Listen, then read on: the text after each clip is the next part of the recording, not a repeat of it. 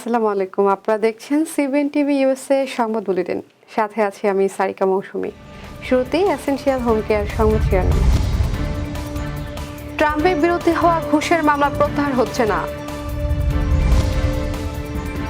যুক্তরাষ্ট্রের স্কুলে বন্দুক হামলায় নিহত ৩। নির্বাচন আয়োজনে প্রস্তুত কমিশন, ভোট হবে ব্যালটে, জানালেন সিইসি। হাসিনা রেহেনার ৮০,০০০ কোটি টাকা দুর্নীতি অনুসন্ধানে দুদক। এবং টানা ৩৭ বছর ধরে বিজয় দিবস উদযাপন করছে ইছামতি গ্রামবাসী। শুনছিলেন এসেনশিয়াল হোম কেয়ার সংবাদ শিরোনাম। এবারে বিস্তারিত। ডোনাল্ড ট্রাম্পের বিরুদ্ধে ঘুষ প্রদান এবং ব্যবসায়িক নথি জালিয়াতির মামলার বিচার অব্যাহত থাকবে। নিউ ইয়র্কের বিচারক হুয়ান মার্চান গতকাল সোমবার এই মামলার আবেদন বাতিলের প্রস্তাব খারিজ করে দেন। ২০১৬ সালে মার্কিন প্রেসিডেন্ট নির্বাচনের আগে পর্নোতারকা স্টর্মি ড্যানিয়েলসকে মুখ বন্ধ রাখতে $১,৩০,০০০ ঘুষ দেওয়া হয়েছিল। ট্রাম্পের তৎকালীন আইনজীবী মাইকেল কোহেন ওই অর্থ প্রদান করেন এবং তা ব্যবসায়িক নথিতে গোপন রাখার অভিযোগে ট্রাম্পের বিরুদ্ধে ৩৪টি অভিযোগ গঠন করা হয়। নভেম্বরের নির্বাচনের জয়ের পর ট্রাম্পের আইনজীবীরা যুক্তরাষ্ট্রের সুপ্রিম কোর্টের আদেশের ভিত্তিতে মামলা বাতিলের আবেদন করেছিলেন। তাদের যুক্তি ছিল এটি প্রেসিডেন্ট হিসেবে তার ক্ষমতা ও দায়িত্ব পালনের বাধা সৃষ্টি করতে পারে। তবে বিচারক হুয়ান মার্চান বলেন, ট্রাম্প ব্যক্তিগত স্বার্থে নথি জালিয়াতির সিদ্ধান্ত নিয়েছিলেন, তাই মামলাটি প্রেসিডেন্টের কার্যনির্বাহী ক্ষমতার উপর কোনো প্রভাব ফেলবে না। যুক্তরাষ্ট্রের উইসকনসিন রাজ্যের ম্যাডিসন শহরের একটি স্কুলে এক শিক্ষার্থীর গুলিতে হামলাকারী সহ ৩ জন নিহত হয়েছেন। আহত হয়েছেন আরও ৬ জন। নিহতদের একজন শিক্ষক ও অপরজন কিশোর শিক্ষার্থী রয়েছেন। এছাড়া অপর একজন হামলাকারী। আহতদের মধ্যে ২ জনের অবস্থা গুরুতর। স্থানীয় সময় সোমবারে সকাল ১১টায় গুলির এই ঘটনা ঘটে। হামলাকারী ১৭ বছর বয়সী এক মেয়ে শিক্ষার্থী বলে দাবি করছেন মার্কিন সংবাদ মাধ্যমগুলো। তবে ম্যাডিসন পুলিশ প্রধান শন বার্নাস এখন পর্যন্ত হামলাকারী বা নিহতের লিঙ্গ পরিচয় প্রকাশ করেননি। কর্তৃপক্ষ বলছে, হামলাকারী গুলি চালানোর আগে অ্যাবডেন্ট লাইভ ক্রিশ্চিয়ান স্কুলে উপস্থিত হয়েছিলেন। ঘটনাস্থলে তাকেও মৃত অবস্থায় পাওয়া গেছে। নিহত বন্দুকধারীও ওই স্কুলেরই শিক্ষার্থী ছিল। প্রধান নির্বাচন কমিশনার এএমএম নাসির উদ্দিন বলেছেন, যে কোনো সময় নির্বাচন আয়োজনে প্রস্তুত আছে কমিশন। এবার ভোট ইভিএমের মাধ্যমে হবে না, ভোট হবে ব্যালট পেপারে। মঙ্গলবার দুপুরে আগারগাঁওয়ের নির্বাচন ভবনে নিজ রুমে নির্বাচন আয়োজনে অন্তর্বর্তীকালীন সরকারের প্রধান উপদেষ্টার বক্তব্যের পরিপ্রেক্ষিতে হাইকোর্ট গণমাধ্যমকে তিনি এসব কথা বলেন। সিইসি বলেন, জাতীয় নির্বাচনের জন্য আমরা দায়িত্ব নেওয়ার প্রথম দিন থেকেই কাজ শুরু করেছি। জাতীয় নির্বাচনের জন্য যেসব প্রস্তুতির দরকার তার সবই আমাদের রয়েছে। প্রধান উপদেষ্টা জাতীয় নির্বাচনের যে সময়ের ইঙ্গিত দিয়েছেন সেই অনুযায়ী নির্বাচন করতে আমরা সম্পূর্ণ প্রস্তুত। স্থানীয় সরকার নির্বাচন প্রশ্নে তিনি বলেন, প্রধান উপদেষ্টা নির্বাচনের যে ইন্ডিকেশন দিয়েছেন সেটা জাতীয় সংসদ নির্বাচন। তিনি স্থানীয় সরকার নির্বাচনের বিষয়ে কোনো কিছু বলেননি। আমাদের যারা স্টক হোল্ডার রাজনৈতিক দল তারাও সংসদ নির্বাচনের কথা বলছেন, কাজেই আমরা সংসদ নির্বাচনের কথা ভাবছি। রোডম্যাপ ঘোষণা করবেন কিনা জানতে চাইলে তিনি বলেন, প্রধান উপদেষ্টা একটি সময়সীমা তো ঘোষণা করেছেন, সেই অনুযায়ী আমরা এগোবো। শেখ হাসিনা, শেখ রেহেনা, সজীব ওয়াজেদ জয় ও টিউলিপ সিদ্দিক সহ তাদের পুরো পরিবারের বিরুদ্ধে বিভিন্ন প্রকল্প থেকে মোট ৮০,০০০ কোটি টাকা দুর্নীতির অভিযোগ অনুসন্ধান শুরু করেছে দুর্নীতি দমন কমিশন দুদক। রূপপুর পারমাণবিক বিদ্যুৎ প্রকল্প, বিশেষ আশ্রয়ন প্রকল্প, বাংলাদেশ অর্থনৈতিক অঞ্চল বেজা, বাংলাদেশ রপ্তানি প্রক্রিয়াকরণ এলাকা বেবজা সহ ৯টি প্রকল্পে এসব দুর্নীতি হয়েছে। মঙ্গলবার দুদকের মহাপরিচালক আক্তার হোসেন বিষয়টি নিশ্চিত করেছেন। দুদকের অভিযোগে বলা হয়, আওয়ামী লীগ সরকারের বিশেষ অগ্রাধিকার দেওয়া ৮ প্রকল্পে ২১,০০০ কোটি টাকা দুর্নীতির অভিযোগ পাওয়া গেছে। এছাড়া রূপপুর পারমাণবিক বিদ্যুৎ কেন্দ্র প্রকল্পে ৫৯,০০০ কোটি টাকার দুর্নীতির অভিযোগ পাওয়ার কথা জানিয়েছে দুদক। দুদক সূত্র জানিয়েছে, মঙ্গলবার দুদক চেয়ারম্যান আব্দুল মমিনের নেতৃত্বে কমিশন সভার প্রকল্পে তাদের দুর্নীতি খতিয়ে দেখার সিদ্ধান্ত নিয়েছে। অভিযুক্ত অন্যরা হলেন শেখ হাসিনার ছেলে সজীব ওয়াজেদ জয়, বোন শেখ রেহেনা ও তার মেয়ে টিউলিপ সিদ্দিক। এর আগে গত 15 ডিসেম্বর রূপপুর পারমাণবিক বিদ্যুৎ কেন্দ্র প্রকল্পে সাবেক প্রধানমন্ত্রী শেখ হাসিনা ও তার পরিবারের সদস্যদের $5 বিলিয়ন দুর্নীতির অভিযোগ তদন্তে দুদকের নিষ্ক্রিয়তা নিয়ে রুল জারি করেন হাইকোর্ট। দীর্ঘ 3 দশকেরও বেশি সময় ধরে বিজয় দিবস উদযাপন করে আসছেন মিরসরাইয়ের ওয়াহেদপুর ইউনিয়নের ইছামতি গ্রামের বাসিন্দারা। সেই ধারাবাহিকতায় এবছরও মহান বিজয় দিবস উপলক্ষে দিনব্যাপী বর্ণাঢ্য আয়োজনে দিনটি পালন করে গ্রামবাসী। গ্রামটির আবাল বৃদ্ধ বনিতা সকলে মেতে ওঠেন বিজয়ের আনন্দ উল্লাসে। দিনটি উপলক্ষে ক্রীড়া প্রতিযোগিতা, সাংস্কৃতিক অনুষ্ঠান ও আলোচনা সভার আয়োজনও করে তারা।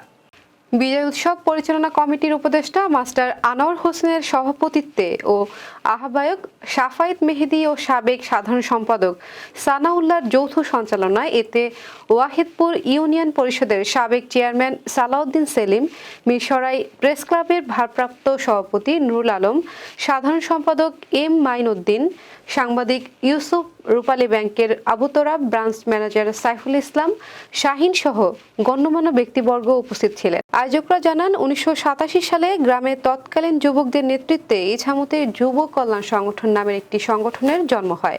গ্রামবাসীরা মিলে ক্লাবের ব্যানারে এই অনুষ্ঠানটি উদযাপন করে আসছিল। সাম্প্রতিককালে ঘূর্ণিঝড়ে সংগঠনের নিজস্ব কার্যালয় ভেঙে পড়ার পর গ্রামবাসীদের ব্যানারে এবারের বিজয় দিবস উদযাপন করা হয়। এবার কর্ণফুলী ইনকাম ট্যাক্স সংবাদ শিরোনাম। নিউ ইয়র্কে ইলহাম একাডেমির বার্ষিক অনুষ্ঠান ফেইথ অ্যান্ড নলেজ। শাহেদ আলমকে টাকা দেওয়ার খাত স্পষ্ট করলেন খলিল বিরিয়ানির সিইও। নিউ ইয়র্ক স্টেট বিএনপির বিজয় দিবস উদযাপন।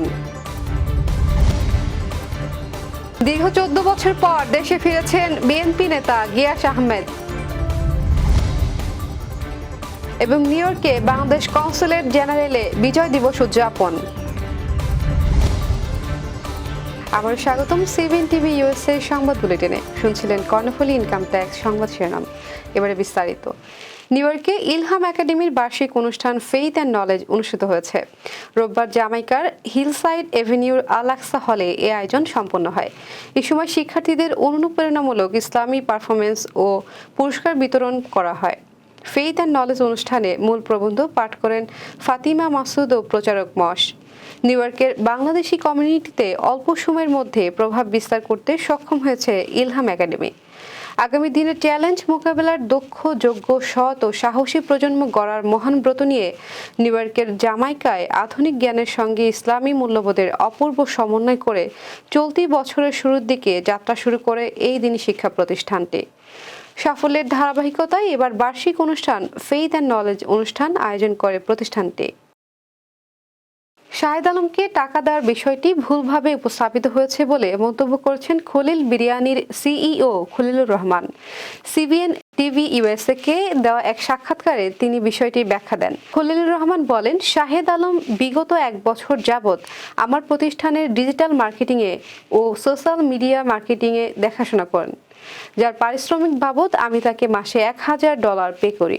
শাহেদ আলমের বিষয়টাও আমি ক্লিয়ার করে বলছি এবং আপনাদের মাধ্যমে আরও বলতে চাই, শাহেদ আলম বিগত প্রায় 1 বছর যাবৎ আমার কোম্পানির marketing, digital marketing, social media দেখাশোনা করতেন এবং তার পরিবর্তে আমরা মাসে একটা তাকে পারিশ্রমিক দিতাম। এটাই ছিল আসলে মূল উদ্দেশ্য, মূল তথ্য, এর বাইরে কিছু নয়। সম্প্রতি খলিল বিরিয়ানির সিইও ও সাংবাদিক ইলিয়াস হোসাইনের একটি কল রেকর্ড সামাজিক যোগাযোগ মাধ্যমে ছড়িয়ে পড়লে তার ব্যাখ্যা দিতে গিয়ে তিনি এসব কথা বলেন। কল রেকর্ডে শোনা যায়, সাংবাদিক শাহেদ আলমকে মাসে $1000 মাসোয়ারা দেন খলিল বিরিয়ানির সিইও এবং অন্য সাংবাদিকদেরও দিয়ে থাকেন বলে তিনি উল্লেখ করেন। সবাইকে মাসোয়ারা দিলেও সাংবাদিক ইলিয়াস হোসাইনকে কেন কোনো মাসোয়ারা দেওয়া হয় না, কল রেকর্ডে অনেকটা হাসির ছলে এমন প্রশ্ন করতে শোনা যায় ইলিয়াস হোসাইনকে।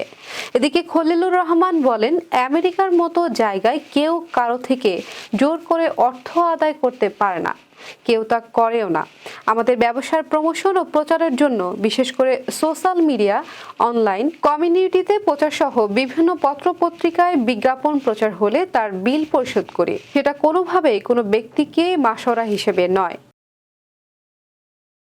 যুক্তরাষ্ট্রে বিজয় দিবস পালন করেছে নিউ ইয়র্ক স্টেট বিএনপি।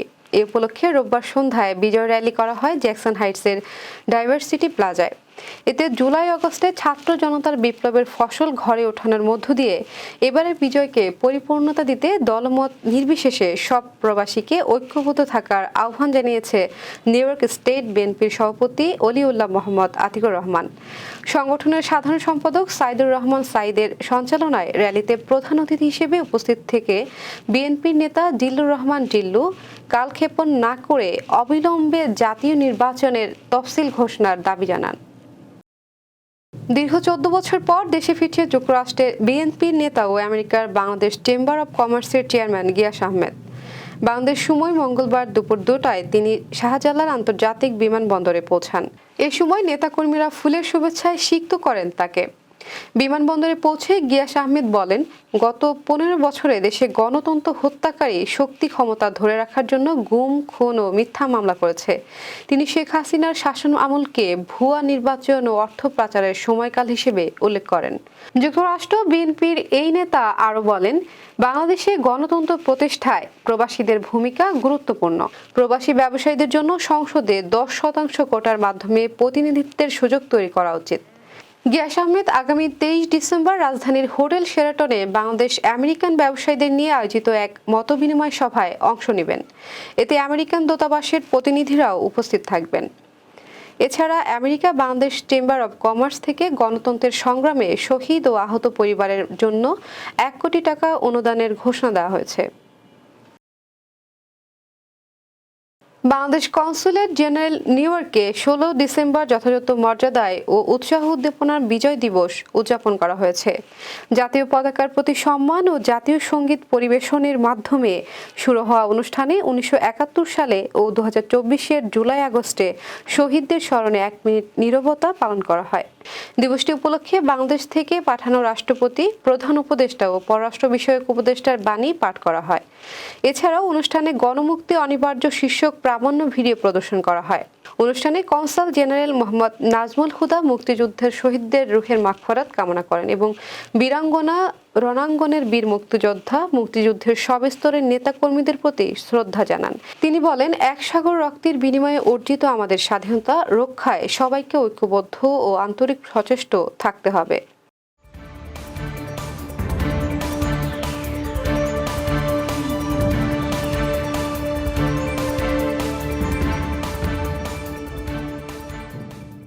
প্রতিদিনের উল্লেখযোগ্য ঘটনা কালক্রমে রূপ নেয় ইতিহাসে। চলুন এক নজরে দেখে নেওয়া যাক আজকের দিনে ঘটে যাওয়া উল্লেখযোগ্য কিছু ঘটনা। 1399 সালের আজকের এই দিনে পানিপথের যুদ্ধে তৈমুরলং দিল্লির সুলতান মোহাম্মদ তুঘলককে পরাস্ত করেন। 1873 সালের আজকের এই দিনে বুদাপেস্ট নগরীর পত্তন হয়। 1903 সালে আজকের এই দিনে রাইট ভ্রাতৃদ্বয় প্রথম উড়োজাহাজে উড্ডয়ন করেন। দিনটি আমেরিকায় রাইট ব্রাদার্স দিবস। এই ছিল সিবিএ টিভি ইউএসএ সংবাদ বুলেটিনে। শেষ করছি পরবর্তী বুলেটিন দেখার আমন্ত্রণ জানিয়ে। এতক্ষণ সাথে থাকার জন্য ধন্যবাদ সবাইকে।